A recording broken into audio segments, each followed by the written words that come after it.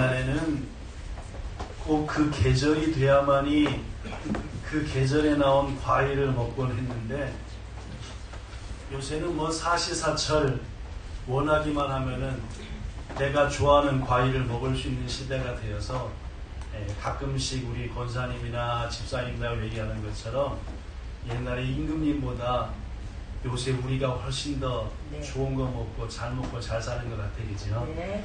이것도 실은 감사할 일입니다, 그죠? 네. 자, 여러분들은 어떤 과일을 가장 좋아하십니까? 제가 무슨 과일을 가장 좋아하게요? 아, 모르시는구나? 포도. 수박, 포도. 우리 부연자 권사님만 맞힌 것 같아요. 저는 수박을 최고 좋아하는 것 같습니다.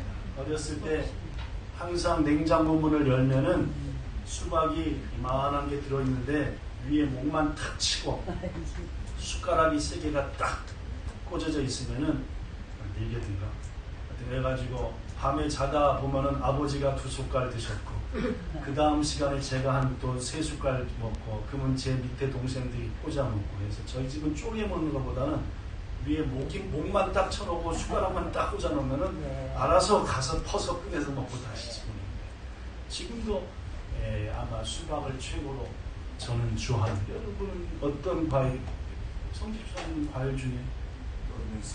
수박. 각 계절을 통틀어서. 우리 주원사님은 무슨?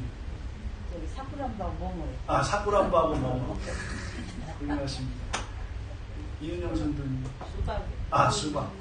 끝나고 수박 같이 먹어야 되겠다. 여러분, 그렇다면은 일본에서 1년 통틀어서 가장 많이 출하되는 출하량으로 볼 때 생산한 것을 무게로 달았을 때 1등이 혹시 뭔지 아십니까? 일본에서 가장 많이 출하되는 부다모노 이치 미니 링고? 네. 링고 또 모모 링고도 산다. 가장 최근 통계에 의하면은 2017년 통계가 있습니다. 작년 재작년 통계는 아직 안 나온 것 같고 2017년에 일본 정부의 작황조사, 그러니까 사교조사라고 해야 되나요? 작황조사에 의하면은 2017년에는 1등 밑강 66만 1,300톤. 66만 톤이니까 와, 무지막지하게 많아요. 2등 아슬아슬하게 링고 65만 6천 톤. 1등, 2등을 주고받는답니다. 밑강하고 링고가 왔다 갔다. 3등은 나시래요. 3등은 배인데 1등하고 2등이 66만씩 되는데 배가 22만 톤이니까 1, 2등의 3분의 2찌밖에 안 되니까 말씀하신 나머지 과일은 저 뒤고 역시 일본 하면 가장 대표적인 과일이 밑강하고 링고예요. 자, 밑강이 가장 많이 나는 3군데가 있어요. 이치미는 막상막하고 3등은 조금 처지는데 밑강 이치 어딘지 아십니까? 에이맥긴이에요.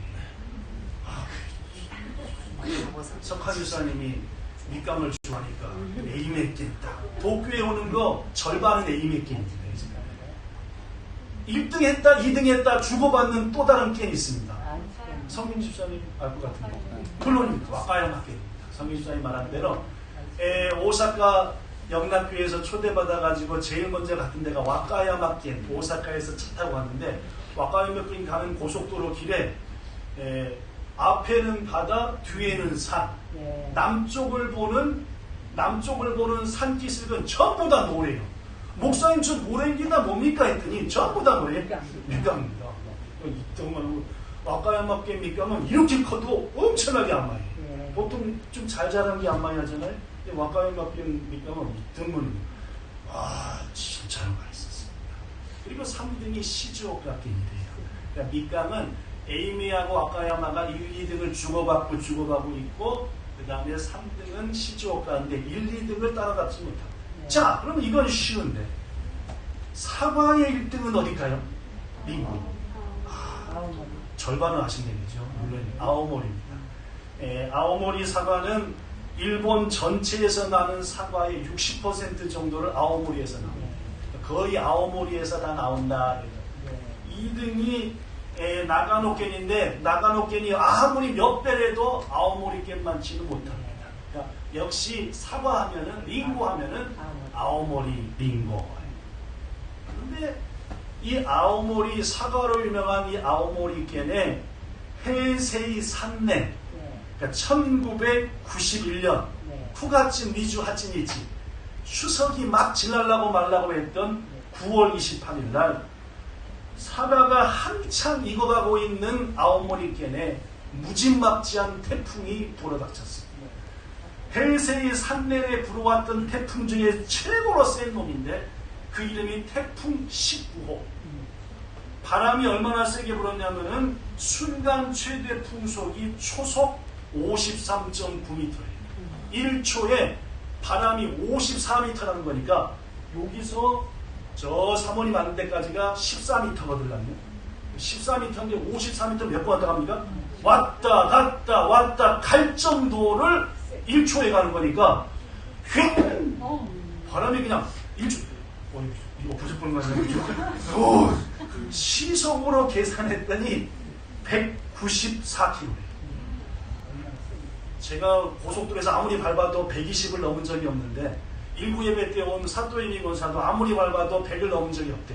근데 194km로 달리니까 바람이 얼마나 센지 알았겠죠? 이게 헤이세이 산낸 9월 28일 날 아오모리에 덮친 역사에 남는 태풍이었습니다. 전봇대가 막 다 부러졌어요. 전봇대가 얼마나 바람이 센지 전봇대가 부러졌으니까 먼 나무도 부러졌겠습니다. 네, 지금 사과 얘기하고 있죠, 그죠? 네. 사과나무도 다 완전 엉망. 사진이 있었는데 오늘 보진 않을 건데 그때 막 나무 부러진 거 사과 한 개 막 이제 추석이 곧 지나서 사과를 추수하기 직전인데 그 태풍이 와가지고 사과를 몽땅 망가뜨리고 더구나 나무 다 부러뜨리고 가지 찢겨버렸으니까 올해 장사만 올해 농사만 망친 게 아니라 몇 년을 망쳐버렸으니까 사과 농가 사람들이 한숨을 쉬고 하늘을 원망할 수밖에 없는 그런 상황이었어요. 그런데 말입니다. 모두가 다 낙담하고 있는 그때에 아오모리켄 후지사키 마치라고 하는 마을이 하나 있어요. 인구가 1000명도 안 되는 쬐끄만 마을인데 그 아오모리켄 후지사키 마치 한 농부가 떨어진 사과를 보면서 하는 게 아니라 다 떨어졌는데도 불구하고 붙어있는 사과를 보면서 감사기도 들어요. 아마도 하나님을 믿는 사람 같아요. 그렇죠? 모두 다 떨어진 걸 보고 괴로워하는데 그 바람에도 태풍에도 안 떨어진 놈을 보고 감사하면서 기도를 드리더래요. 그러면 사람들이 어찌다 그래요? 저것이 너무 사과가 많이 떨어지니까 맛이 갔구만 이런 생각이 들겠죠? 그런데도 이 사람은 남은 걸 보고 뭘 보고 아니라 떨어진 걸 본 게 아니라 남은 걸 보고 저거라도 남겨두셔서 감사합니다. 기도를 하는 순간 하나님께서 이 농부의 마음에 은혜를 주신 줄로 믿습니다. 감사기도를 딱 드리고 기도가 딱 마치는데 인고를 딱 보니까 이름을 하나 붙여주고 싶더래요. 뭐한테? 안 떨어진 링고한테. 뭐라고 붙여줄게요? 이렇게 붙여줬대요. 제따이 오치나이 링고. 시작. 제따이 오치나이 링고라고 붙여줬대요. 야, 이게 재미죠. 링고의 종류 하나 생긴 거예요. 그죠? 전봇대가 부러져도 절대 떨어지지 않고 나무에 딱 달라붙어 있는 사과라는 뜻이에요. 그죠? 절대로 안 떨어지는 사과. 뭔가 가슴에 벅차오르잖아요. 그때나 지금이나 일본은 입시, 취업 이거 떨어지는 거 두려웠습니다. 그치요? 떨어지는 게 두려운 거야. 야, 우리 아들이 이번에 떨어지면 어떡하냐?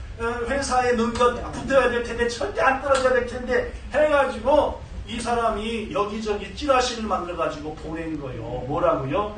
태풍 19회고에 19회도 넘어지가 떨어지지 않다. 링고. 시속 194km의 바람에도 안 떨어지는 링고가 있겠습니다. 했더니 막 일본 방방곡곡에서 주문이 들어오는 거예요. 누구한테 들어와요? 조카가 이번에 대학 시험 보는 사람, 또 아들이 이번에 취업하는 사람이 전부 다 가지고, 야, 이거 쟤따위 이거 먹으면 뭐 한다? 어찌나야 안 된다. 이거 먹으면 넌 찹쌀떡이다. 그래서 그때는 찹쌀떡도 안 팔리고 엿도 안 팔리고 뭐가 팔리는 거예요? 어떤 인거? 쟤따위 어찌나야 올라가지고 엄청나게 팔아먹었대요.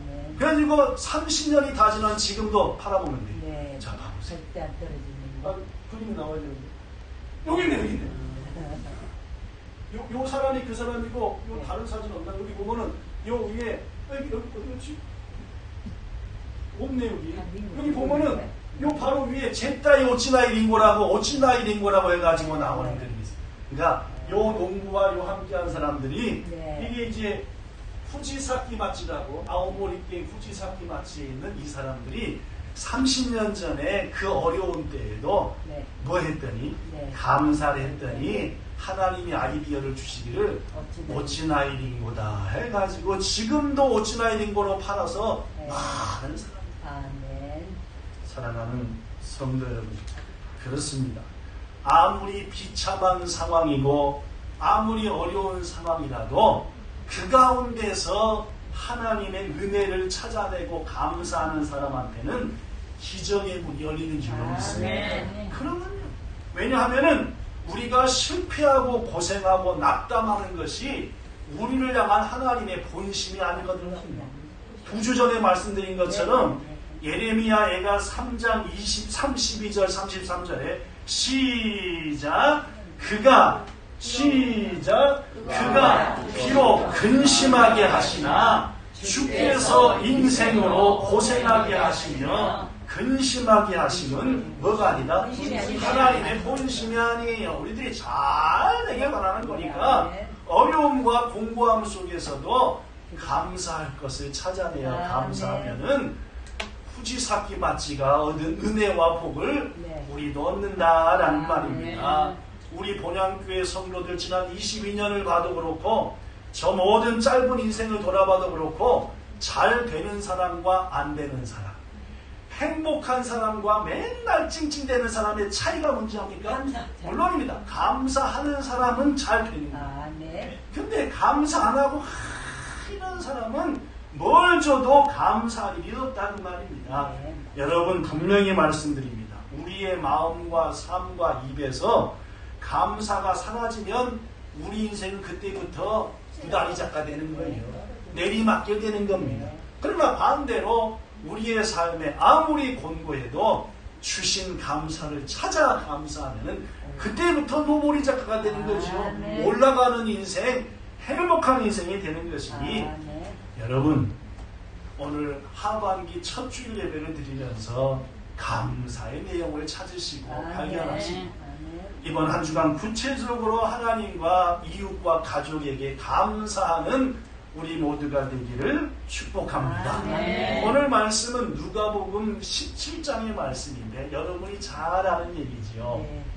예수님 당시 이스라엘은 세 군데로 나눠져 있었어요. 그죠?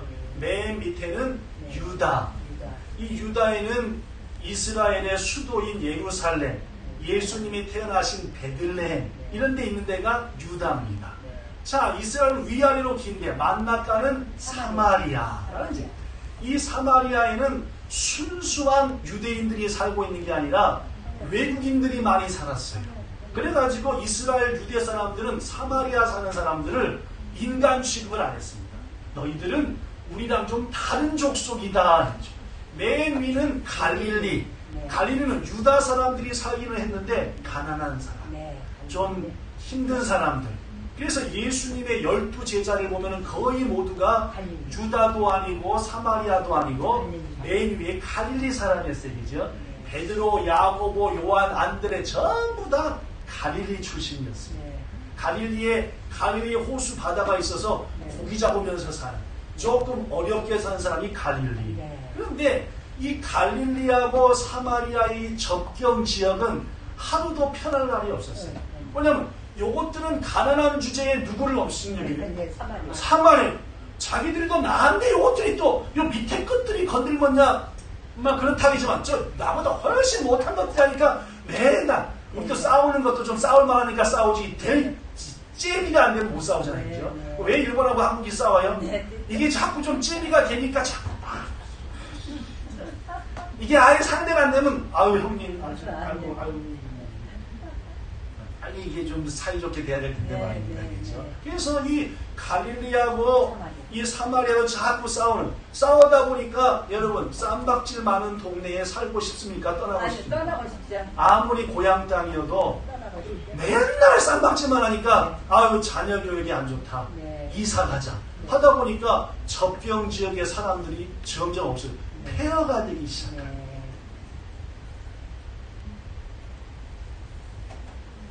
폐허된 마을에 사람들이 하나둘 몰려오기 시작했습니다. 몰려오는 사람을 보니까 좀 이상했어요. 코가 없는 사람, 손이 떨어진 사람, 여기저기서 막 진물이 나가지고 막 엉망진창인 사람들이 몰려요. 자세히 보니까 누구였어요? 오늘 성경에 보니까 나병 환자라, 옛날에는 문둥병자라 했고 한센병이라고도 하는, 그죠? 무서운 병입니다. 전염되는 병이죠. 당시 이 나병은 전염도 되지만은 저주받은 병이다 해가지고 가족들도 멀리했어요. 그러니까 이 나병 환자들이 갈 데가 없다가 맨날 싸워가지고 폐허가 된 빈 마을이 있으니까 여기 가서 살자 해가지고 이제 갈릴리와 사마리아의 접경 마을에 많은 나병 환자들이 모여서 맞지를 이루게 되었다는 말이죠. 아무래도 가족한테 버림받고 친구와 친척한테 버림받고 왔으니까 매일매일이 즐겁겠습니까? 한숨만 나오고 있습니까? 한숨만 나오고. 그렇죠. 더구나 여기저기서 고름 나와 코 떨어져 입 떨어져 하니까 얼마나 하루하루가 퍽퍽하겠습니까? 아무런 소망이 없죠. 네. 죽을 날만 기다리는 거라. 그런데 그들에게 소문이 뭔 소문이냐? 말씀한대요. 예수님에 대한 소문이었습니다. 아멘. 그냥 예수님에 대한 소문이 아니라 그분이 우리 같은 사람을 뭐하더라? 고쳤다는 거죠. 여러분, 우리가 병 걸렸을 때 TV에서 나오기를 나랑 똑같은 사람이 저기서 고침받았냐면 어떻게 해요? 바로 그 다음날 가는 거죠. 왜냐면 명이니까, 명의. 그죠? 이런 것처럼 이 문둥병 환자, 한센병 환자들도 소문을 딱 듣고 가슴이 설레는데 자기들의 건강 상태로 예수님한테 가기는 어려운데 마침 그분이 지금 우리 동네로 온다는 거예요. 10명의 나병 환자들이 아침 일찍 분바르고 할 게 없구나. 하여튼 해가지고 예수님을 향해 나갔어요. 딱 보니까 사람들이 몰려오는데 저기 안에 중간이 예수님인 것 같아요. 어떻게 했습니까? 오늘 본문 몇 절입니까? 13절에 보니까 이렇게 말합니다.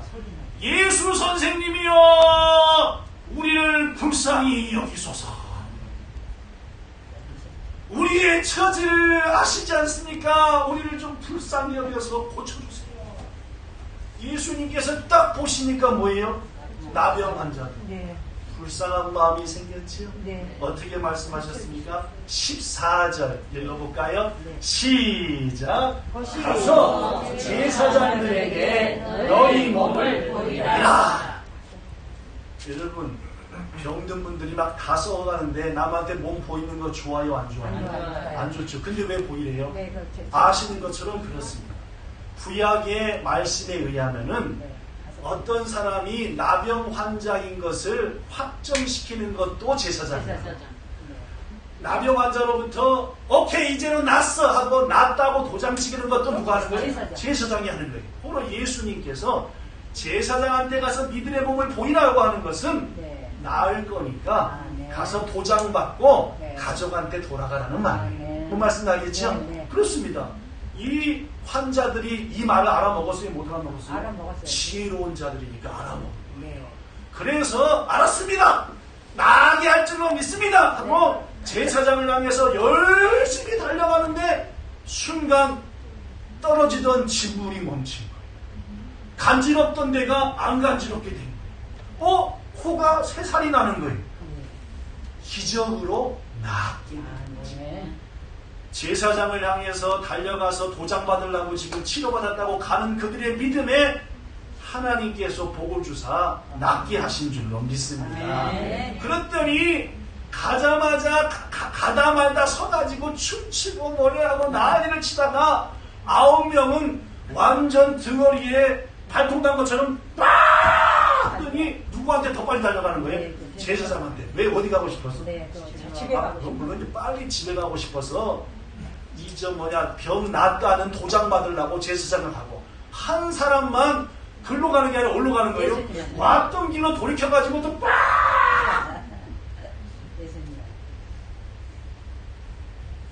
그리고 그 한 사람이 예수님께 와가지고 이렇게 합니다. 본문 15절에 보니까 그 중에 한 사람이 자기가 낳은 것을 보고 큰 소리로 하나님께 영광을 돌리며 돌아와 16절 시작. 예수의 발 아래 엎드려 감사하니 그는 사마리아인이라.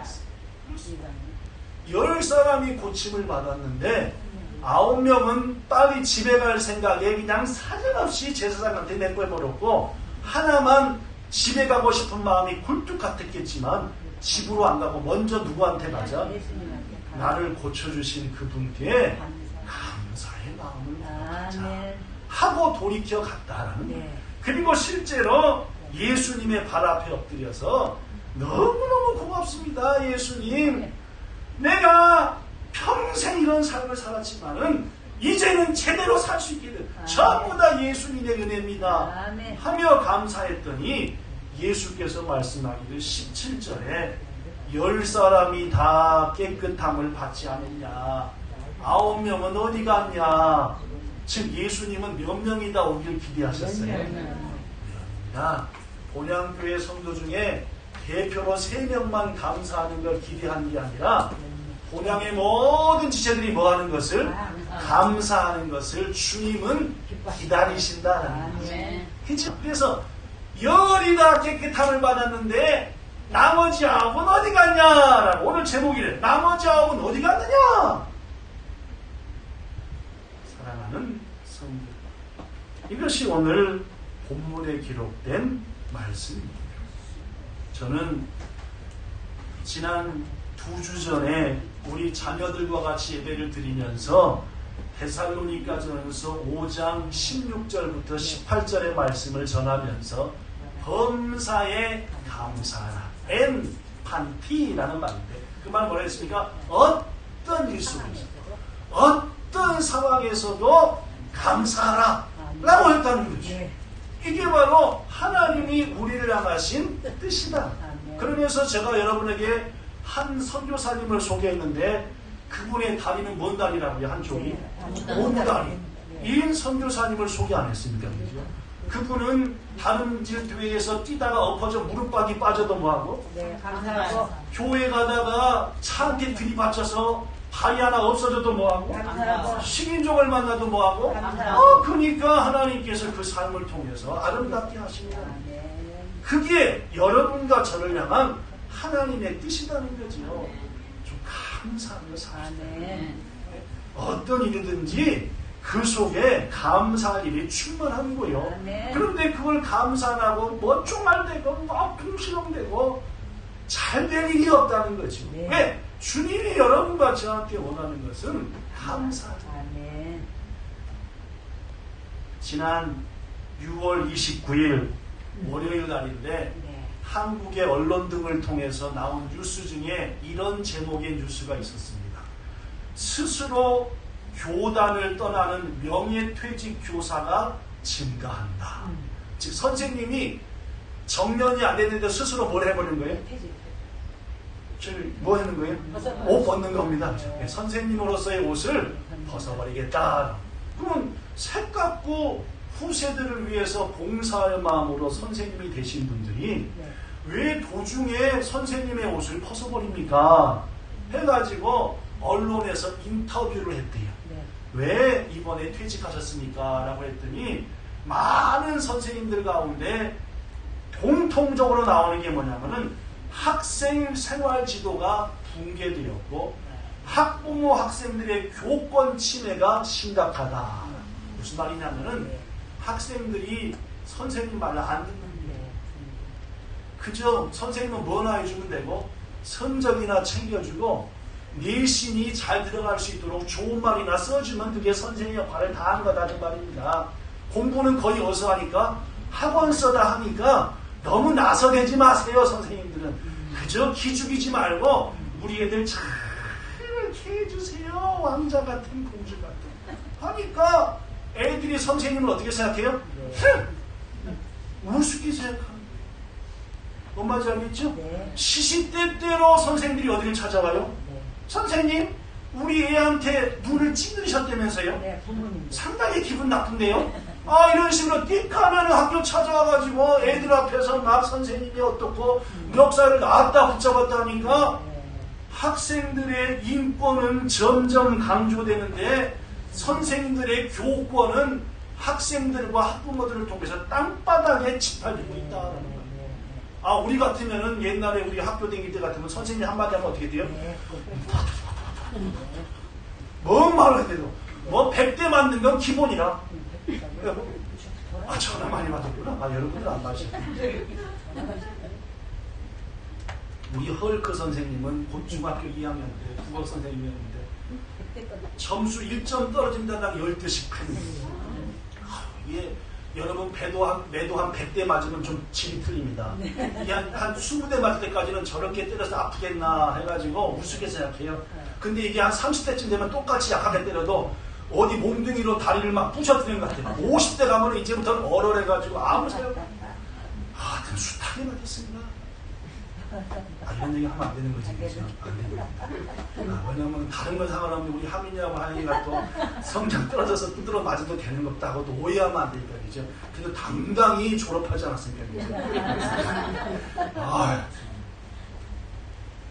그러나 이곳에 선생님들이 학생들을 잘 되라고 회초리를 들면은 학교 폭력이니 무슨 교사 폭력이니 뭐 해가지고 난리가 나고 하니까 선생님들이 더 이상 이 상태로는 애들한테 어떤 교훈과 사랑과 마음을 줄 수 없다.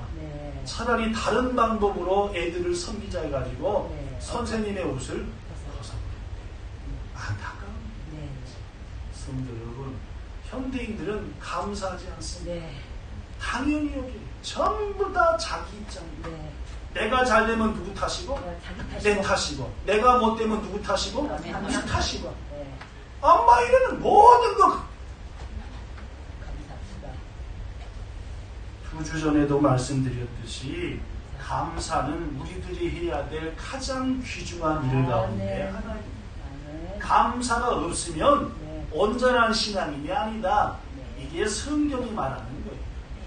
미국의 유명한 발명가인 토마스 에디슨이라는 분이 있습니다. 그렇죠? 이분의 원래 이름은 여기 써진 대로 토마스 앨바 에디슨. 1847년 2월 달에 태어나서 1931년 10월 달까지 80 가까이 사시면서 많은 발명품을 만들었어요. 가장 대표적인 게 뭡니까? 이 전기죠. 또 이거 뭐요? 무시무시한 이거. 이런 전부 다 에디슨이 만들었으니까 대단한 분입니다. 그죠? 그런데 이 에디슨은 여러분이 아시는가 모르겠지만 이미 젊을 때 귀머거리가 되었습니다. 청각장애인이었다는 말이죠. 안 들렸다는 말이죠. 여러분이 잘 아는 오 목사님 있잖아요. 우리 가끔씩 오셔서 오 목사님도 한쪽 귀는 안 들리시잖아요. 그죠? 교회가 하도 어려워가지고 주방에 가서 아르바이트를 했대요. 왜냐면 군대에 있을 때 밥 짓는 일을 하셨대요. 군대에서 밥 짓는 일을 했으니까 내가 잘할 수 있는 것은 교회가 어려우니까 알바라도 해서 교회를 성도들을 섬겨야 했더니 가가지고 이제 했더니 새로운 신찬이라고 설거지를 해! 하고 하더래요. 설거지를 하는데 주방장님께서 뭘 시키는데 하필 이쪽 귀는 안 들리고 이쪽 귀는 잘 들리는데 여기서 뭐라고 얘기한 거예요. 근데 이게 바로 들어와야 들리는데 안 들리니까 이렇게 해서 한 2번 절었대요. 뭐가 날라오더래요? 쌍칼이 날라요. 쌍칼.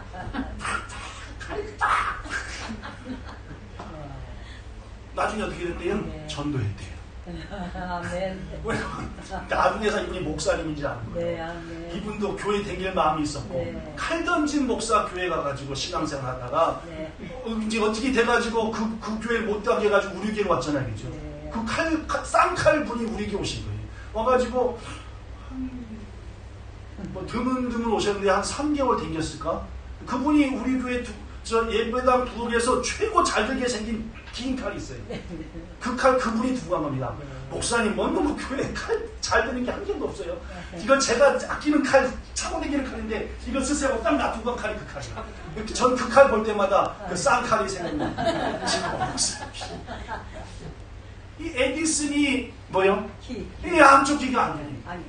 그런데 이 에디슨은 그런 가운데에서도 뭐 했습니까? 감사한 거예요. 뭐라고 감사했느냐?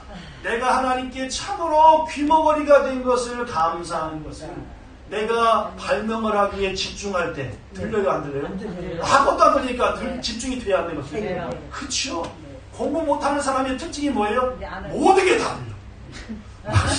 바깥에서 엄마 떠드는 거, TV 소리부터 시작해가지고 지나가던 개가 짖는까지 다 들려. 이런 사람은 공부가 돼야 안 안 돼요? 돼요. 별리가 없죠. 공부 잘하는 사람은 뭐예요? 공부하는 순간 아무것도 안 돼요. 네. 오로지 집중이 되죠, 그렇죠? 네. 그렇단 말이죠. 아, 네. 에디슨이 감사했대요. 네. 에디슨은 온갖 거 다 신경 쓰는 사람. 네. 막 별거 다 들어. 저 치즈 잘리는 거, 콜라 따는 거 다 들리는데 또 귀머거리가 되니까 아무것도 안 들려요. 그럼 어떻게 돼요? 전기가 막 튀어나오고 막 전화기가 튀어나오고 네. 축전 영상기가 막 튀어나오고 아멘. 사랑하는 성도 여러분 아멘. 그렇습니다. 감사히 받으면 모든 게 감사한 거예요. 아멘. 근데 불평하면은 모든 게 전부 다 불평할 것 같고 네, 맞습니다.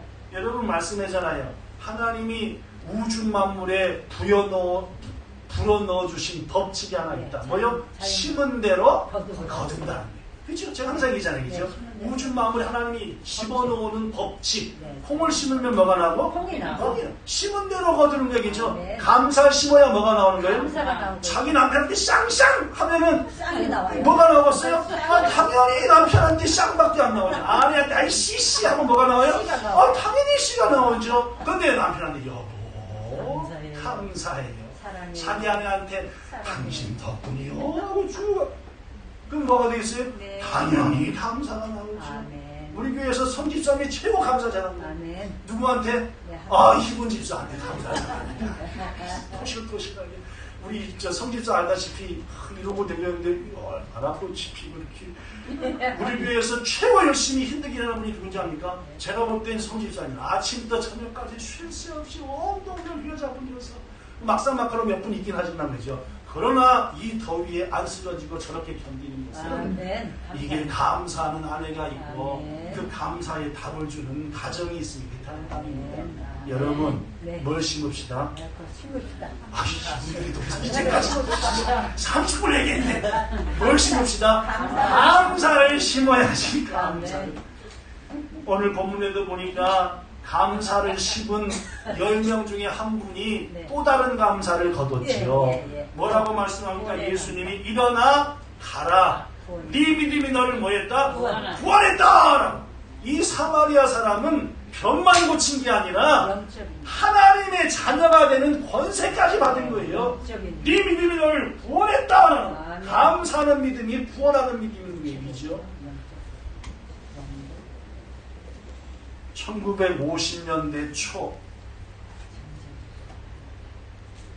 전라남도의 한 시골 마을에서 최씨 집안에 딸내미 하나가 태어났어요. 네.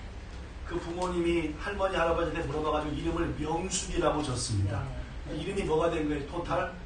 네, 최명숙이 된 겁니다. 이렇게 물어봐도 모르는 분 투성이구만요. 네. 최씨 집안의 명숙이니까 이름이 토탈하면 당연히 최명숙이죠.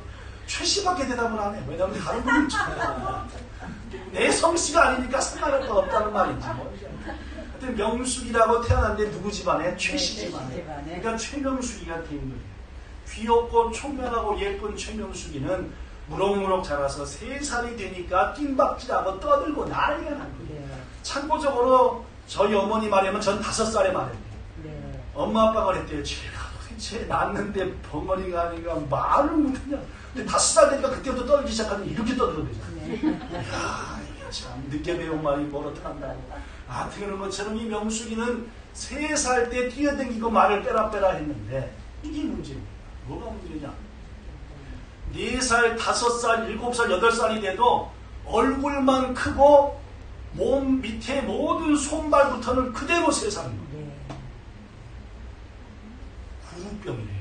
구루병. 이 구루병은 뭐냐면은 비타민 D 등이 부족할 때 생기는 병으로 척추가 점점 꼬부라져 가지고 얼굴만 크고 나머지는 그대로 3살. 손도 3살 손.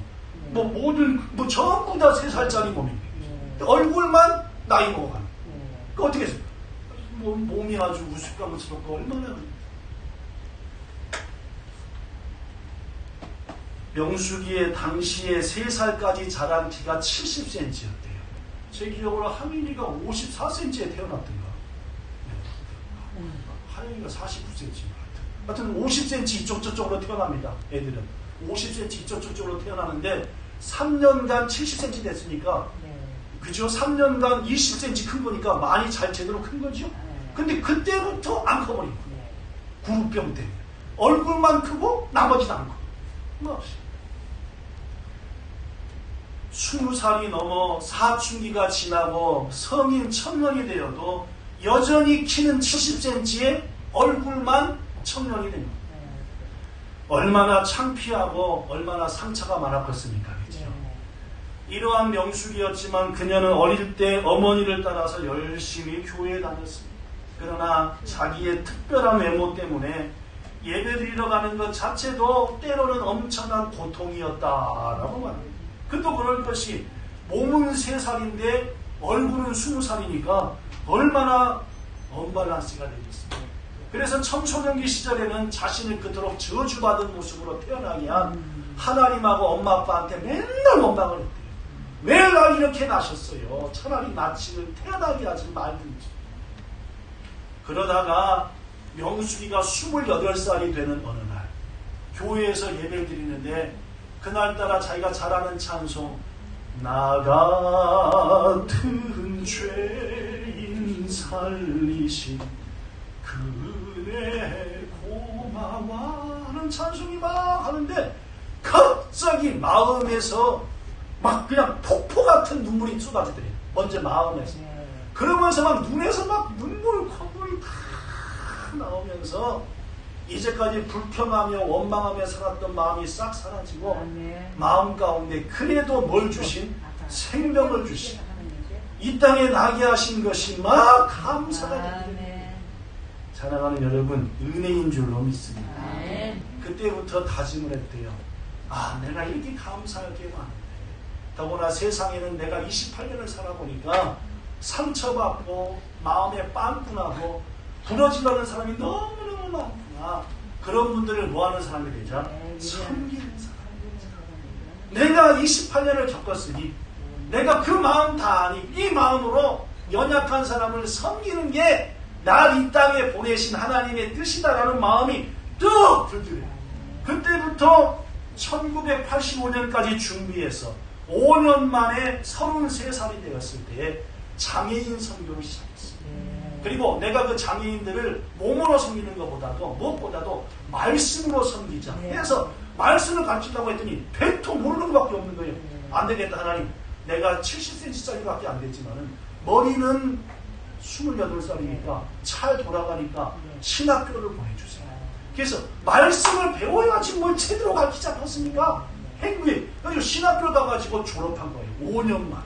그래서 목사님이 돼가지고 군산에 있는 곳에다 베데스다라고 하는 선교센터를 세우고 거기서 본격적으로 아까 갈 곳 없어서 쫓겨나가지고 유리방황한 사람들이 갈릴리하고 사마리 사이에 모였던 것처럼 전라남북도 지역의 어려운 사람들이 전부 다 그걸로 모였던 그 사람들을 섬기고 말씀을 전하고 닦고 안고. 이 최 목사님이 고백합니다. 저는 어떤 환경 속에서도 그때 이후로 감사를 잊은 적이 없습니다. 저 자신의 연약함을 인정하고 그 부족함을 채워주시는 분이 오직 하나님이신 분을 깨우치면은 감사가 보입니다 해서 최 목사님의 신앙 철학은 그때부터 무조건 뭐요? 감사. 뭔 일이 있어도 뭐요? 감사. 해놓고는 감사가 나옵니다. 항상 감사하고 다니다 보니까 혼자 도저히 섬기지를 못해가지고 협력자들이 오셨는데 그 중에 한 분, 이 목사님 최명숙보다 3살이 어린 남자가 왔는데 각고인입니다. 근데 이 각고인인데 이 각고인 남자 황반석이가 이 최명숙을 딱 보는데 안진아 잠을 잘 때도 누구밖에 안 떠올랐어요. 최명숙이 몇 개 살이야. 이야, 몸은 몇 살이고 몸은 3살이야. 여전히 3살이고 얼굴만 34살인데 이게 잠을 자도 꿈만 나면 누구만 나와요? 명숙이만 나와서 반석씨 견딜 수가 없는데 어떻게 할게요? 결국에 황반석이가 3살 누님인 저기한테 프로포즈를 합니다.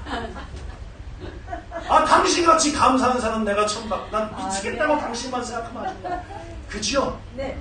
그 경험해본 사람한테 대답을 하시 나머지는 걔 경험을 안 해. 다 중매가지고 할 수 없이 그러냈구만. 아이고 사랑을 해봐야 하여튼 안 지나서 뭘 봐도 거기밖에 없고 이게 결혼식 사진입니다. 네. 없나? 안 나왔네. 여기는 여기가 반석이 여기가 70cm 앉아있으니까 큰 양반이 나머지 이제 협력자 그 섬기는 교 몇 년도? 2004년도 10월 16일 날 결혼식을 했대요. 그래서 얼마나 놀라워. 이래도 감사한데. 그분이 쓴 글을 소개해주고 싶은데 시간이 다 돼서 소개하면은 애들 벌써 바깥에 와서 끝내라고 기다리고 있는데 그분이 쓴 글에 의하면 이렇습니다. 내가 신체적인 약점뿐만 아니라 인생을 살면서 몸이 3살짜리 손이니까 볼을 잡아도 금방 떨어져요.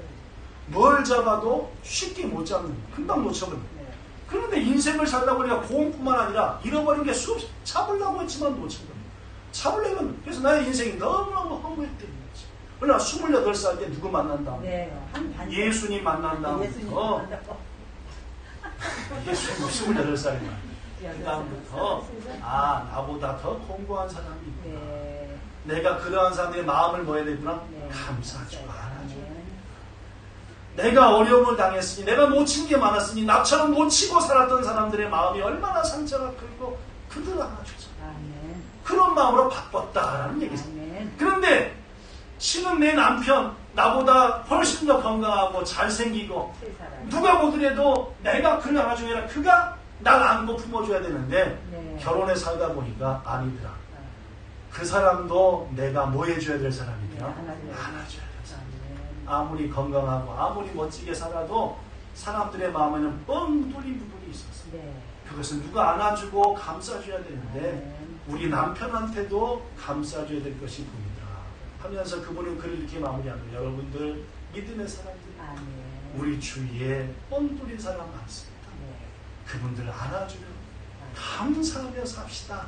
이런 글인데 은혜스러운 글입니다. 성도 여러분 말씀 마칩니다. 앞서 말씀드린 것처럼 아무리 비참한 상황이라도 하나님의 은혜를 기억하고 감사하는 사람한테 기적의 문이 열리는 겁니다. 에레미야 예가 3장 말씀처럼 하나님의 본심은 우리가 근심하며 고생하며 사는 게 아닙니다. 잘 사는 거지요. 그러려면은 감사를 심어야 됩니다. 감사를 심으니까 아오모리県후지사키 마치의 사과 농부처럼 어떤 링고? 제타이 오치나의 링고라는 아이디어를 하나님이 주시사 모두 다 어려울 때 도리어 부자가 되게 하시잖아요. 그렇죠? 모두가 다 집을 향해 달려갈 때 한 사람이 감사해야지 오니까 그가 구원까지 받게 됐죠. 그렇죠? 감사할 수 없었지만 은혜 받고 모든 게 감사하니까 건강한 황반석이한테 모두 받은 프로포즈도 받는 거예요. 실은 이 말씀, 이 최명숙 얘기를 한 10년 전쯤에 한번 한 적이 있어요. 그래서 제가 우리 교회는 한 10몇 년 전부터 설교문을 전부 다 쳐가지고 홈페이지에 올려있지 않습니까? 그랬더니 그 말씀을 올린 다음에 한 1년이 지난 다음에 연락이 하나 왔어요. 누구냐?